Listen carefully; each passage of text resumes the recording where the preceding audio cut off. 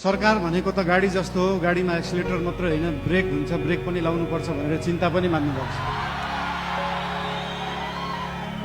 त्यस्तो चिन्ता चाहिँ लोकल रोडहरूमा हिँड्दाखेरि गाडी सिधा गइराख्दाखेरि कहिले लेफ्टबाट गाडी आउँछ, कहिले राइटबाट मान्छेहरू आउँछ।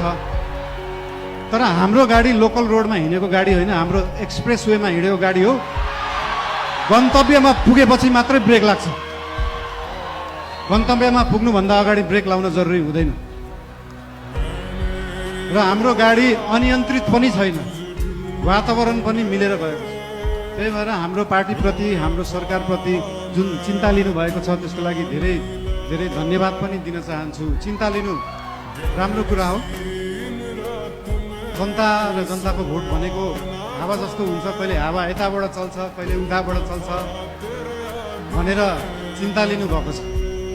हामीले कुनै हावा चलाएका छैनौँ, हामीले बाढी ल्याएर खोला फर्काएको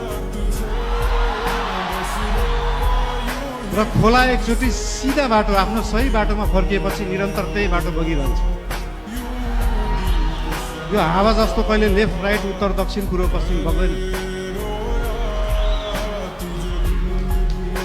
त्यही भएर चिन्ता लिनु हुनेहरूलाई धेरै धेरै धन्यवाद दिन चाहन्छु। यस्तै चिन्ता हामीलाई दिइराख्नु होला, हामीलाई मार्गदर्शन दिइराख्नु होला। मेरो एकजना अनन्य मित्र, उहाँ अहिले हुनुहुन्न, उहाँले सधैँ भन्नुहुन्थ्यो मलाई, मैले म्युजिक गर्दाखेरि मालिन स्पटलाइटमा आउन सहज हुन्छ तर त्यो स्पटलाइटलाई मेन्टेन गर्न गाह्रो हुन्छ सधैँ। त्यस्तै चिन्ता आज यहाँ हाम्रा आदरणीय नेतागणले पनि लिनुभएको छ। त्यो स्पटलाइटमा राष्ट्रिय स्वतन्त्र पार्टी आएको छ, युटिआई आएको छ, यो मेन्टेन गर्न गाह्रो हुन्छ। तर यहाँहरू सबैलाई म के भन्न चाहन्छु भने हामीले स्पटलाइटमा हामीले ल्याएको होइन, जनतालाई ल्याएको